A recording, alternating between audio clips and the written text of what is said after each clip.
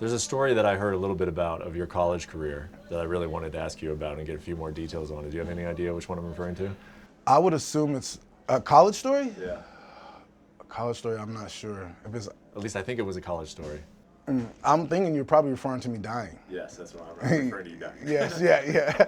Yeah. So that story is kind of one of those stories that it happens to you and you kind of like almost think it doesn't. You know, like I tried to forget about it for so long, and until I was actually the interview where it was like brought apparent again to everybody, I had forgot about it. Like I immediately tried to forget about the whole situation after it happened because it seemed so far-fetched. Like, man, I died. You know, like everything was over for a second. You know, and I came back to life, and it really changed my perspective of like just life in general and how I view just living life on a day-to-day basis. I think when you're put in a situation like that and you do it to yourself, you really start to look at your values alone as a person and what you see important to you and the things you want to do and accomplish, because it was all self-inflicted. You know, I was cutting weight. I cut 27 pounds. Yeah, tell the story. Start the story from the beginning. I mean, how did we get to you dying in the hospital? So I was just after junior college season, and I wasn't always a big heavyweight. Didn't always have that weight. I averaged around like 230, 220, and so that's in the middle of 211 and heavyweight. So it's 265 and 211 in international weight classes. So I'm at 230. So I'm like, man, I could either give up this 30, 40 pounds, or I can cut 10, 15, 20 pounds and be bigger than everybody. So that's really kind of what led to that decision. I just went about cutting all wrong. I started cutting the week right before. I gave myself 6 days to cut 27 pounds. Why did you do that? Well, because I cut weight maybe once or twice before that, and it was easy. I dropped like 10 pounds in 2 hours. It was nothing because I was so big. So I didn't think this would be any different really. And then what I did is I started barely eating, intaking any water. I gave myself a bottle of water, like a 12 ounce, a Nature Grain Valley bar, and Mandarin cup oranges. Those were my meals. For the day, or like those were you had like So three I of had those, 3 or? of those. Okay. That was my meal, complete meal. And my whole goal was lose 5 to 6 pounds in a workout and go to sleep, eat that, go to sleep, and have enough energy to wake up again and do that 3 times a day, and gradually go down and try to come back up a little bit. Yeah. And by the last day, I took a Epsom salt rubbing alcohol bath. I don't know if you heard of that through fighters. And that's really what internally damaged me from pulling my water from my organs. Who was with you when you did it? My girlfriend at the time and one of my best friends. And where did you do it? I did it in the hotel. And then so you're sitting in that bath, and then when did you realize something was wrong? Well, I didn't really realize something was wrong until I started having this right before I had the seizure. Yeah, I had a seizure. So after after I got done cutting the weight, I did all the running that I could, burnt all my muscles out. I couldn't run anymore. I was still about 5 pounds, maybe 4 pounds overweight. So I heard about this rubbing and out Epsom salt bath that you take in hot water that will just pull all the water out of you.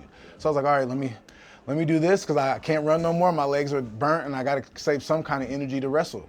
So let me take this Epsom salt out, this bath. I took the bath and I ended up coming out like 0.6 over still. So I got to the weigh-ins. It was about 20 minutes before weigh-ins was starting, and my coach was sitting there telling me like, "Come on, don't break, don't be a, don't be a. Let's go. You wanted to do this. This is the choice you made. You could have went up. You made this choice. You've already cut 21 pounds, like 25 pounds. Don't let this last pound stop you from what you've chosen to do." So he's saying all those motivational things that coaches usually say, and I'm running. I do another lap, and I get to him. I'm like, "Yo, coach, like, yo, something's wrong. Like, I'm telling you, like, I'm not just being a like, I can feel something wrong." And he's like, "Dude, that's just your mind playing against you. Like, don't listen to it. You got to fight that. That's you trying to break. You gonna listen to that? And as a fighter, a wrestler, you always got that. No, I got it. I'm not gonna break. I got this." So I hit another lap, and I come back around, and now he's talking. I said, "No, you, something's wrong. I need water. Like, I'm telling you, I feel something's about to happen." and one person's in front of me in line, and my coach is sitting there. He walks in with me, and he's literally telling me like, "You're gonna break. You're gonna drink water like this." He's going at me the whole time, and this person moves, and I push the water fountain in, and I start to drink, and I just fall straight back, and I start foaming at the mouth. I'm having a seizure. The scariest part about that whole situation is that I could physically hear and see everything, but I couldn't control my body. And so as I fell back, I'm like trying to catch myself, but I can't move. And I just start seeing white foam in I can just see my arms and stuff shaking.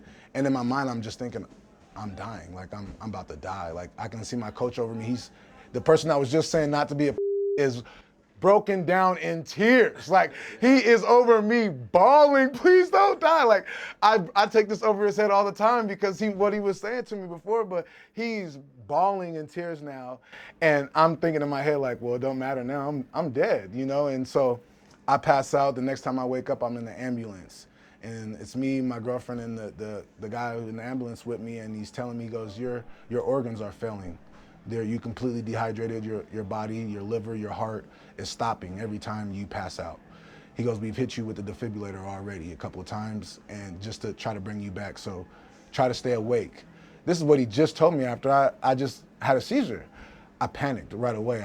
Anxiety attack, passed right back out. This is when they actually pronounced me dead.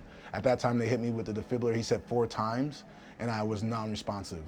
And so when I woke up the last time, or the second to last time, I was in the hospital on the wall, but I was completely covered with a sheet from head to toe. I had been strapped from my forehead, my jaw, my chest, all the way down to make sure I couldn't have a seizure or move anything anymore. And when I had woke up, a clipboard was on my face. And so I wake up, a clipboard's on my face, I can't move, I just start freaking out. I'm screaming, help, get this off of me, yo, like, what? Why is the sheet over me? What's going on? Like, I'm freaking out, I'm scared, I start crying, and I'm asking this nurse, I'm like, can you please unstrap me? Like, please unstrap me. She goes, we can't, you keep having seizures, we can't control you, like, we're doing this for your protection, and that's not what I want to hear at this moment. So I start cussing this nurse out, get me out of here, like, let me up. So the police come, and they're like, okay, lady, like, let this guy up, like, let him sit up. And she lets me up, and I start apologizing to her, but I'm like, yo, the last thing I heard is I'm dying from going to sleep. I keep passing out, and everything's failing. I want to sit up. I want to try to stay awake. You having me lay on my back. I can't try to stay awake laying down, you know? It's a lot harder. I'm already weak. And so I'm sitting up, she starts giving me soda and orange juice and saltine crackers. I'm like, okay, I think I'm starting to feel a little bit better now. I'm intaking some stuff, and I have another seizure. And so I have another seizure, which happens to end up being the last one. And they finally get me in a room. The next time I woke up, I had my girlfriend at the time. She was laying on top of me, sitting on top of me, just slapping me. Like, she was looking at my heart rate monitor, and every time it flatlined, she went to hit me to wake me back up. So I woke up with a hot face, and my coach crying, and my girlfriend crying, just in the room bawling. And he had so many apologies. I'm so sorry, you're not a kill yourself. It was so funny. It was so funny to just, his whole perspective had changed of it now. And then, but it was a crazy experience. And so how much time had gone by from the time that you first fell over and had a seizure to the time that you were like, all right, he's out of it, he's good? I want to say 7 hours, about 7 to 8 hours. Yeah. I probably left the hospital, I think around 2, 3 in the morning, because they made me sit after I took, I think, 3 bags, 3 IVs, and then I finally had been coherent enough without seizures that they're like, okay, you think you're safe. If you have any other troubles, come back. Dang, man. It's crazy that you can remember all of it. It's crazy that you can remember all of the seizures and like in the ambulance, and then like waking up and coming out of it and then going back into it. Like you have a pretty vivid memory of it seems like. I know exactly how it went down. Yeah, I remember it. It's like I tried to forget, but you can never forget something like that. Do you ever have like dreams about it or anything? I used to, but not anymore. I dream about lots of other things now. I dream more about fights. I mean, we'll get off this topic in a second, but I have to ask, you know, people are religious, people believe in like what happens after you die. That's like a big question. That's like the human question, right? What happens to us when we die? Like, you've been declared dead. Like, do you have any insight? So, I was born and raised Christian. live across the street from a church since I was like since I was 12 years old. I went to Monday, Wednesday, and Sunday church. So religion was very big, but as I got older, I always asked the question why. And so I took a world religious classes, and then I started to question religion a lot. I'm not religious at all. I believe in God, but I do not believe in church. And so that mindset, having that mindset before this event, and then after having this event, when I died, there was nothing. There was no light. There was nothing but coldness and emptiness. There was nothing, no dream. It was like you shut down.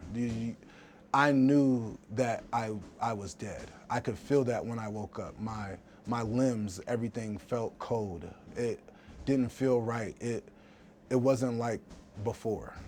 You know, it was very different. It was very dark in that sense. And so when I woke, that's when I had that really changed my perspective. This is the only life you get, as far as I'm concerned. You don't have a second chance. So give everything you have. There's nothing left after this. This is our one life, or the one chance that, for as far as this is the only time I have to be Tyrell Fortune. So I can't waste it. Well, I think that's a good way to segue into your MMA career then. I mean, you are, how many years now into your professional career? 3. 3 years in. I mean, how would you assess where you're at 3 years in? I think I'm doing pretty damn good. I think I'm doing pretty successful. I think a lot of guys would like to be in my position right now. How have you felt about just like I mentioned it right off the bat, like your exposure? Do you feel like the matchmaking and the way in which Bellator has promoted you, how have you felt about those two aspects? I feel like the matchmaking has definitely been obviously to my benefit. It's obviously they're looking to promote me and help me grow as an athlete, as a fighter. The promotion side, not so much. I just don't see it that well as far as when I compare it to like the UFC and how they would handle a younger star coming up and being promoted all the way through their system. I just don't see the same promotion behind their athletes as I do with Bellator. Have you brought that up to them? Yes, I have. Even, my last card, I watched the Bellator card. I had about 4 friends that I know I talk to regularly fighting on that card. Besides watching their fights, I was watching it to see if I would be talked about, if I would be promoted or marketed in any kind of way. My whole fight, I'm fighting an ex-UFC guy. I'm the 3rd fight on the card if my name was mentioned, and it wasn't. And I'm a very direct person, I made it very apparent right then and there during the fight card. I hit up the promoter and let him know, like, hey, what's going on? Why am I not seeing, no one's talking about me? I'm not seeing any marketing, anything. How am I supposed to grow as an athlete? Especially now when I feel like this is a big time for me and me about to renew my contract, be a free agency, and I'm now finishing my last 4 fights with finishes. So it just, as an athlete, I'm like, okay, well, I'm doing my part. Why am I not being pushed? What more do I need to do to try to be the front runner? Do they have an answer for you? It's always some iffy, run around the bush kind of answer, nothing very direct. Huh. How many fights do you have left on your contract? 2. You have 2. Well, where do you feel you're at competitively in your career? I mean, do you still feel like you're developing? No, I feel like I am one of the best heavyweights in the world. Yeah. Hands down. I have no problem fighting anyone in the world right now. How do you know that? I just where I'm training at, who I train with, my coach, the information, how I see it. Just as an athlete, I've been in combat sports since I was in the 3rd grade. Wrestling is all one-on-one, very hands-on. It's very similar to fighting in those aspects. When you have that experience with man-to-man physical combat, you can understand when you start to develop and know, okay, I'm ready for the next level. I'm starting to compete with that competition.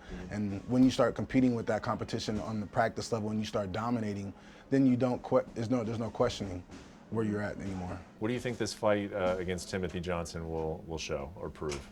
I mean, I hope it shows that, again, that I'm confident in the note and that, all right, he's continuing to improve and continuing to sharpen his skills, and that I am one of the best fighters in the world. Last thing I got for you is you work with Beta, right? Yes. How do you guys spar? Yeah, we spar. How do those go? It goes really good. It goes good for me. I mean, I'm not trying to talk bad about the guy or put nobody down, but he's a great workout partner. I just feel like we do really good for each other. You know, we benefit each other in a lot of ways. It's just different when he's older and I'm younger. He's kind of, you know, already established himself and already on his way up. He's already at the top. He's the double champ of the company. You know, I'm a younger guy learning every day. You know, I'm literally, if you see my fights, I think I've developed and showed more skills every time. And I think, and most of that is to the benefit of being able to train with a guy like that. That's the reason, that's another thing that gives me that confidence, is having that development when I was training with him when I was on my second fight and not having any success and having complications on basic stuff to now where those are no longer apparent at all. And our practices are very different, and our workouts are very different now from when they were on my third, fourth, fifth fight to now my eighth fight. And so just having those workouts and even the advice from him, the toolage from him of like, dude, this is looking really good. This is, you know, you're doing really great in this, you developing this. So even that feedback from him lets me know, okay, I'm not just the average fighter, you know. So I think that's really where the confidence comes from. And then performing, going out there and showing and seeing, okay, guys aren't keeping up with what I'm doing. It doesn't seem like they can even see what's going on. Thanks for watching ESPN on YouTube. For more sports and analysis, download the ESPN app. And for live streaming and special content, subscribe to ESPN Plus.